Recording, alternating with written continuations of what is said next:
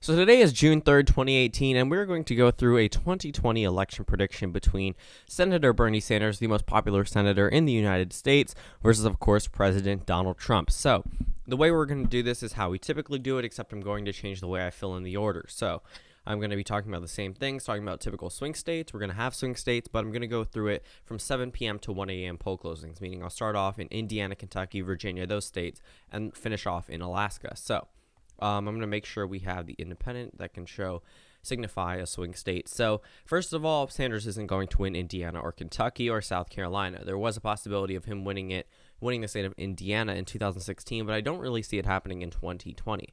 But when we go over to states like Georgia, again, a toss-up state. Virginia, I see in the Democratic column, and Vermont obviously is in the Democratic column. So we start off at 7 p.m. with 16 electoral votes for Bernie Sanders and 28 for President Trump.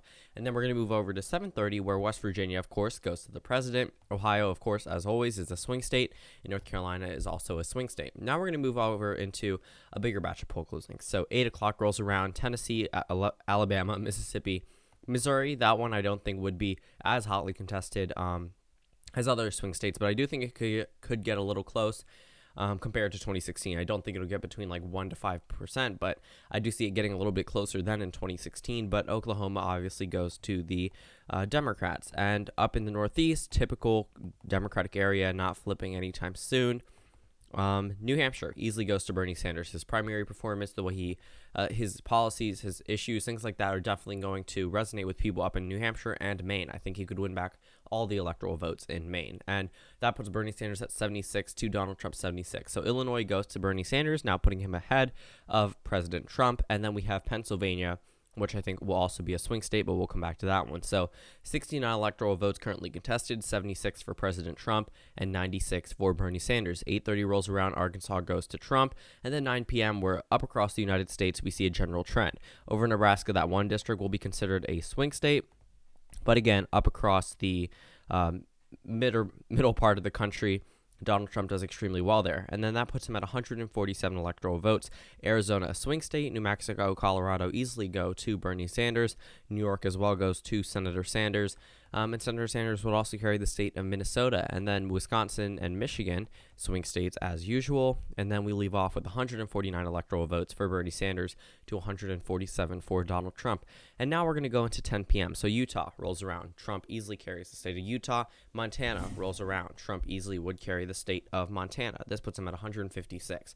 Iowa gets a little bit close, a swing state. Nevada, a little bit close, also a swing state. And then we move over to 11 p.m. So Idaho goes to Trump, Washington goes to Sanders, Oregon goes to Sanders, Hawaii goes to Sanders, and California goes to Bernie Sanders. And the state of Alaska clearly goes to Donald Trump. And I just realized I neglected Florida. I apologize for that. But again, as usual, would be a swing state, so wouldn't change the outcome of the election just yet. So 227 electoral votes for Senator Bernie Sanders, 163 for Donald Trump. So let's start filling in the states that are pretty Republican or Democratic. So Georgia and Arizona, yes, the Democrats are doing pretty well in these states. They're bringing back voters. They're bringing out voters. They're getting more people on their side, but it's probably not enough. With Trump's approval rating on the rise and the Democrats down in the generic ballot, yes, Bernie Sanders is popular, but you need that extensive turnout in opposition to an incumbent president in order to flip states like Georgia and Arizona. As a state like Indiana flipped in 2008, we're not seeing that type of energy just yet. We may, who knows, in like 2 years from now, but we're not there yet. So as of today, Georgia and Arizona both go to President Trump. But we go over to Nevada. Bernie Sanders would easily carry that state. I mean, Hillary Clinton did it. Wouldn't be too hard for him to carry it. Nevada has a big Latino population. It would be enough to give Bernie Sanders that edge over in Nevada. So this puts him one electoral vote away ahead of where Hillary Clinton got in 2016, giving him 233. So 190 electoral votes for Donald Trump.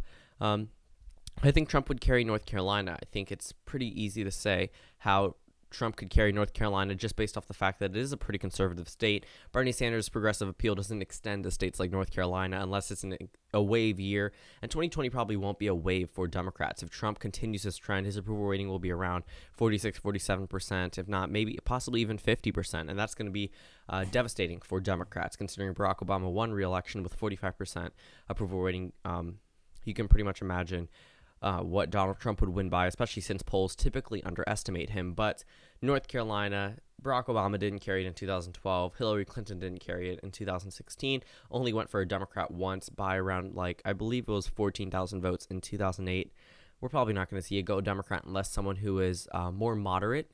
Yes, Bernie Sanders can bring over more progressives and more Democrats, but it doesn't extend to states like North Carolina. There you need a more moderate Democrat and more centrist Democrat compared to states like Ohio and the Rust Belt in general, which definitely loves progressive Democrats a lot more than centrist, moderate Democrats. 100 electoral votes are still too close to call. So we're going to go over to the Rust Belt now. So the entire Rust Belt, well, not the entire Rust Belt, Wisconsin, Michigan, Pennsylvania, 3 states I believe Bernie Sanders would easily carry. His ability to resonate with the white working class voters, his primary performances, and the way that he is able to bring back those Jill Stein voters. I mean, those people that were turned off by Hillary Clinton becoming the nominee didn't come out and vote for her. And if you take all the votes for Jill Stein and give them to Hillary Clinton, she would be our president today and not Donald Trump. So Bernie Sanders definitely, they previously supported him in the primary.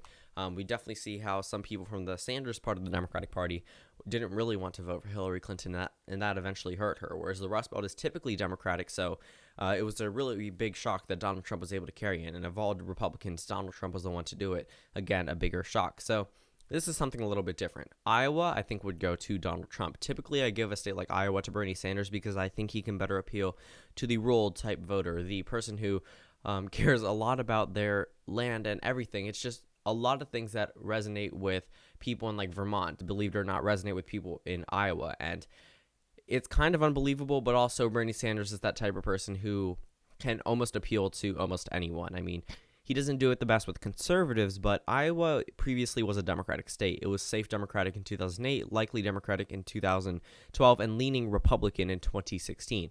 Yes, Donald Trump won this state larger than Barack Obama at both times, but that was because there is obviously more white people, and that's just a pure fact. Yes, white people are more Republican than minorities, and that's just how things are. I think Iowa could narrowly go to Donald Trump, but there was a point in time where Bernie Sanders did have a good holding here. His primary performance going against someone who's extremely popular, or was extremely popular in the Democratic Party, who was an establishment candidate who nobody thought could be beaten, just as they did in 2008. But he didn't win. But coming that close to someone who's a former First Lady, former Senator, former Secretary of State, known for 25 years, and Bernie Sanders just brushed off when he announced his campaign for presidency, that's phenomenal. I mean, if you took all the name recognition that he got throughout the rest of the primary, he probably would have won the Iowa primary 70-30. So I think he does pretty well when it comes to Democratic voters and bringing back independents and possibly gaining a few Republicans. But as of right now, with Trump's approval rating, I see a Trump victory in Iowa. But in future predictions, it could possibly go back to the Democrats. So over in Nebraska, that one I think could go to Bernie Sanders very narrowly because it was closer than the state of Iowa in 2016. And I think Bernie Sanders could do pretty well there. But that puts him at 280 electoral votes. So Florida, I think, would go to Bernie Sanders. This puts him at 309 electoral votes. And Florida's just pretty much been the staple for Democratic target, as a Democratic target. I mean, a lot of the things that Democratic voters value, issues happen around in Florida. And you mean things like gun control or global warming or, just increased immigration. That is something that I keep capitalizing on because it's important. I mean, you can't just disregard those hundreds of thousands of voters that are moving into the state and registering to vote, and that are minorities, meaning they are typically going to vote Democratic. And then you can't deny the whole gun control debate that sparked out of Florida brought national attention. You can't say that doesn't turn over some people to the Democratic side. If you just do your own research and look at the number of people that are disavowing the NRA and just dropping them altogether or getting rid of advertisements that are for the NRA or other gun groups, the trend is towards a Democratic victory in a state like Florida. It may not happen in like North Carolina, Iowa, or Arizona or Georgia, but it could happen in a state like Florida, which is typically a swing state. So 18 electoral votes are left, and it's still, this one I think could be pretty close. I think this might actually be the closest one in 2020 because Ohio went for Donald Trump by 8% in 2016 and Barack Obama by 3% in 2012. So clearly the advantage is with the Republicans, but Ohio has always been contested, and I think Bernie Sanders could narrowly win here because I think he could play his cards right, especially with appealing to the working class. But again, Ohio is going to be something that's going to be targeted heavily by the Trump campaign because if they lose Ohio, they're losing the Rust Belt, they're losing Florida, they're losing North Carolina. well, that's what they would think. I mean, that's their mindset. I mean, if you lose a state you won by 9%, and then a state you won by 1%, you're probably expecting to lose that one as well. So if his grip, he loses his grip in Ohio and Iowa, that could be a warning sign for the rest of the country. But as of right now, 327 electoral votes, effectively making Bernie Sanders the 46th president to Donald Trump's 211, is how I see the 2020 presidential election between, of course, Bernie Sanders and Donald Trump happening today. So thank you guys for watching this video. Comment down suggestions below, and I'll see you all tomorrow.